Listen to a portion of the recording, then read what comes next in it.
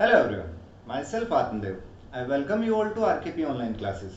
Today we are going to start our new topic, that is petroleum. Petroleum is a kind of fossil fuel. Fossil fuel हमने पिछले lecture में बताए थे. These are coal, gas and petroleum. Petroleum is petra means rock and oleum means oil. Means rock oil इसको बोलते हैं and it is called crude oil. And sometimes it is called black gold, काला सोना जिसको बोला जाता है, because it is as expensive as gold. Because nowadays हमारी लाइफ, हम अपनी लाइफ विदाउट पेट्रोलियम एक्सपेक्ट नहीं कर सकते हैं, बिकॉज पेट्रोलियम के इतने प्रोडक्ट्स होते हैं like petrol, diesel, all the fuel जो हम व्हीकल्स में यूज कर रहे हैं, they all are product of petroleum.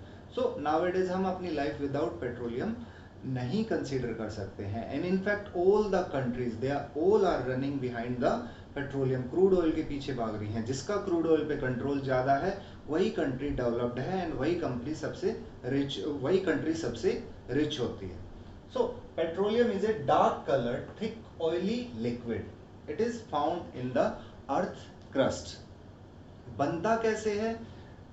Marine organism after their death like algae and microscopic organism जो एक्वेटिक लाइफ में प्रेजेंट होते हैं, आफ्टर देयर डेथ के बाद they settle down at the bottom of sea and उनके ऊपर clay and sand की layers जमती जाती हैं जिनको सेडिमेंट्स बोलते हैं. Due to the pressure of these sediments वहाँ पे ऑक्सीजन प्रेजेंट नहीं होती है एंड दीज फॉसिल्स जो कि लेयर्स में दब गए हैं, सेडिमेंट्स में फंस गए हैं बीच में, डेड ऑर्गेनिज्म जो है, दे डिकम्पोज. उनका डिकम्पोजिशन होता है, डिके होते हैं in the absence of oxygen. Anaerobic decay इसको बोलते हैं, without oxygen.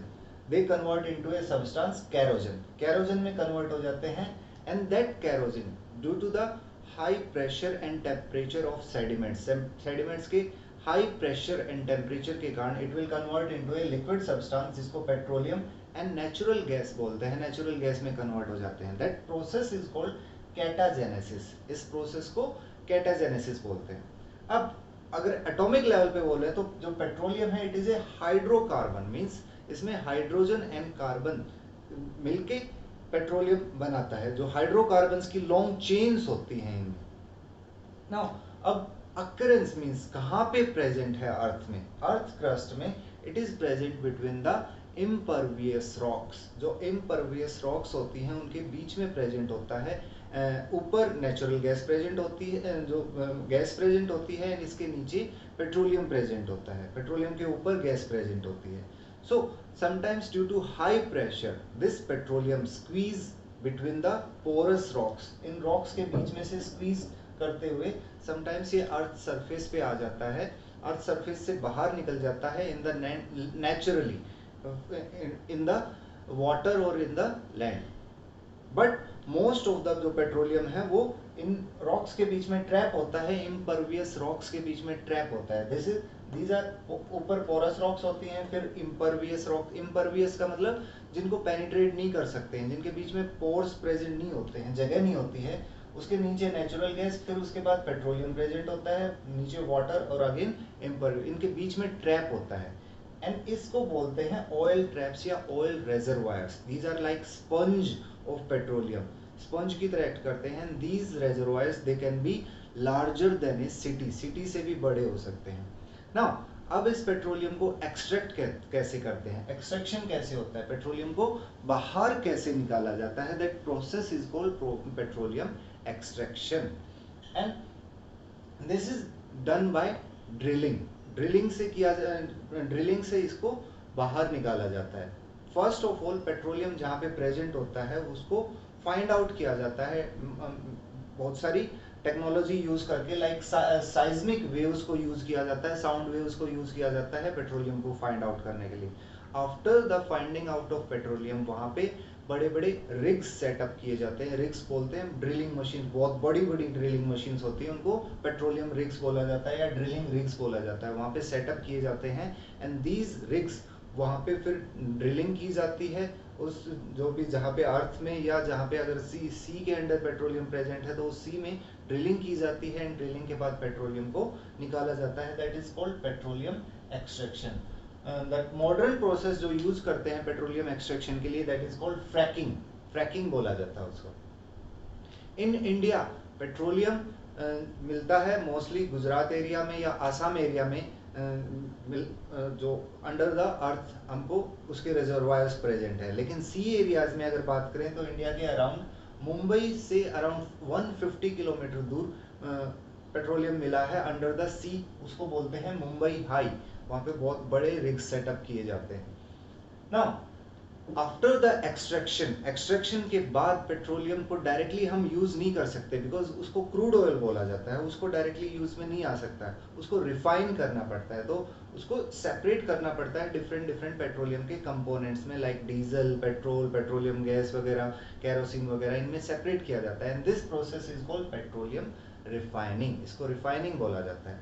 And this refining is done by the process fractional distillation. Distillation क्या होता है कि किसी एक सेपरेशन की टेक्निक होती है, आपने छोटी क्लासेस में पढ़ा है कि सब्सटेंस को सेपरेट कैसे किया जाता है, by the process of distillation. एक सेपरेशन टेक्निक होती है जिसमें on the basis of boiling point के बेस पे डिफरेंट डिफरेंट लिक्विड को सेपरेट किया जाता है। यानी वो एक लिक्विड में बहुत सारे, एक सॉल्यूशन में बहुत सारे लिक्विड मिक्स्ड हैं एंड सबका बॉइलिंग पॉइंट अलग अलग है। तो अगर उस लिक्विड को हम हीट अप करने लग जाएं तो अपने अलग अलग बॉइलिंग पॉइंट पे वो क्या होंगे, वेपर की फॉर्म में कन्वर्ट होंगे और फिर उनको अलग अलग उन पे कंडेंस कर लिया जाता है। So that process is called fractional distillation. जो फ्रैक्शंस, जो पेट्रोलियम के पार्ट्स प्रेजेंट होते हैं, लाइक जो प्रोडक्ट होते हैं लाइक कैरोसिन, डीजल वगैरह, ये सारे के सारे फ्रैक्शंस बोला जाता है। दैट इज वाई इस प्रोसेस को फ्रैक्शनल डिस्टिलेशन बोला जाता है। And this process is done in the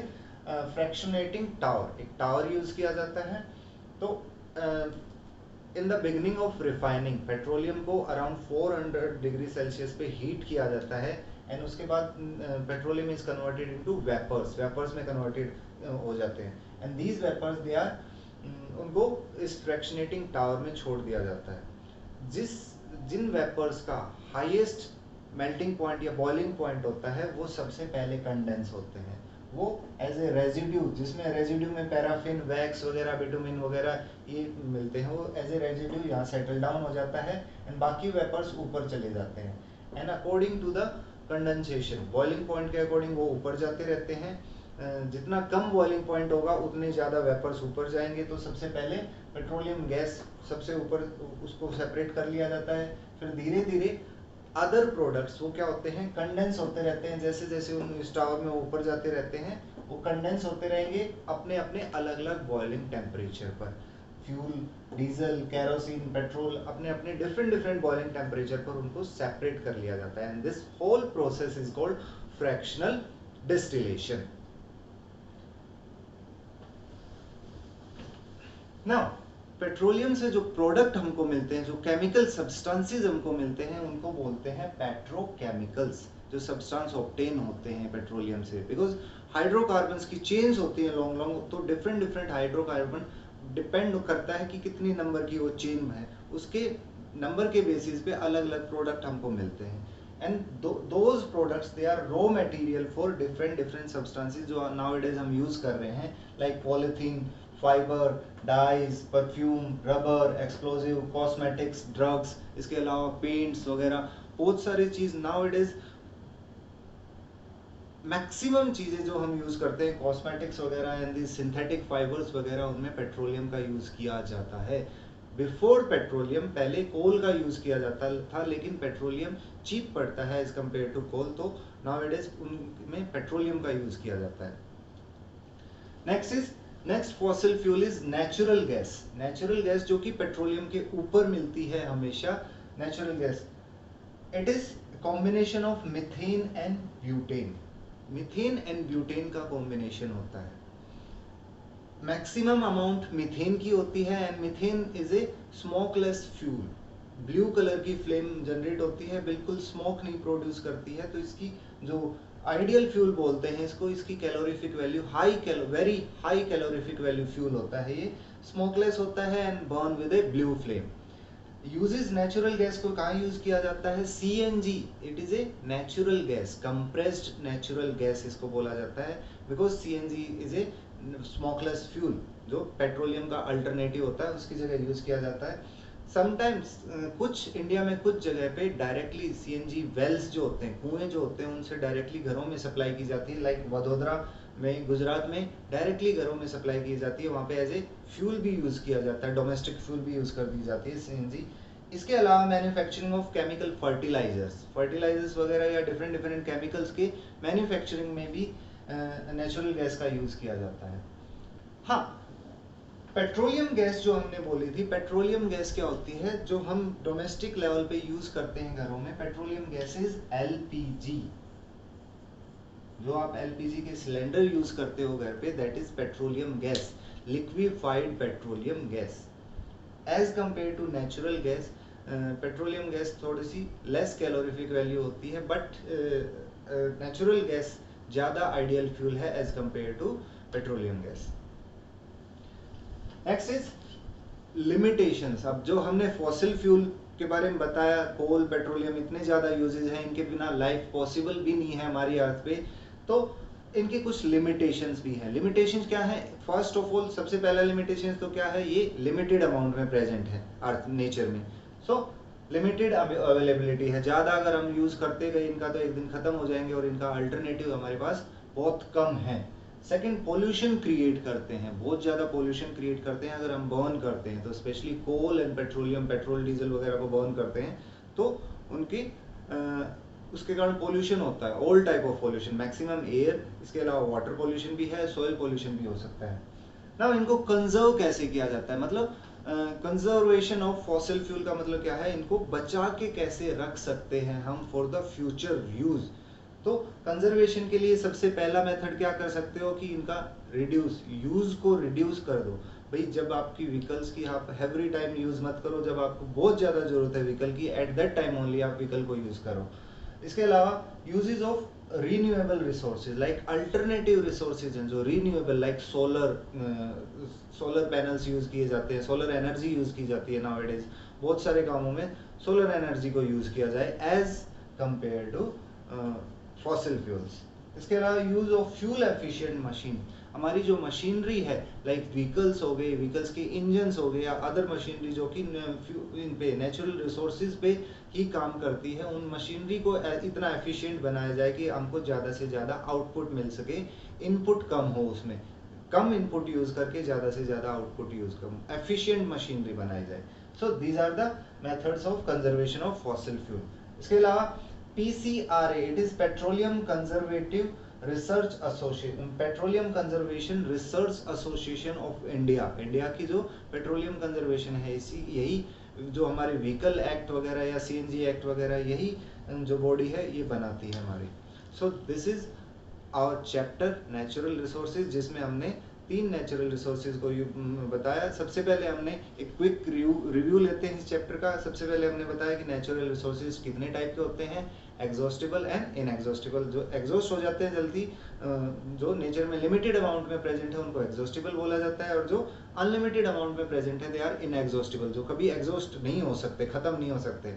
exhaustible resources को 2 पार्ट में डिवाइड किया गया, renewable and non renewable. Renewable जो जिनको एक पर्टिकुलर टाइम लिमिट में हम रिन्यू कर सकते हैं, एंड जिनको रिन्यू नहीं कर सकते, they are called non renewable. इसके बाद 3 नेचुरल रिसोर्सेज को हमने यहाँ पे डिस्कस किया, कोल, पेट्रोलियम एंड नेचुरल गैस। इन तीनों के हमने एडवांटेजेस भी आपसे बात की है कि क्या क्या एडवांटेजेस हैं, कहाँ कहाँ ये यूज होते हैं, एंड डिसएडवांटेजेस भी हमने बताई हैं, कैसे कैसे ये प्रोड्यूस होते हैं, ये भी आपको इसमें बताया गया है।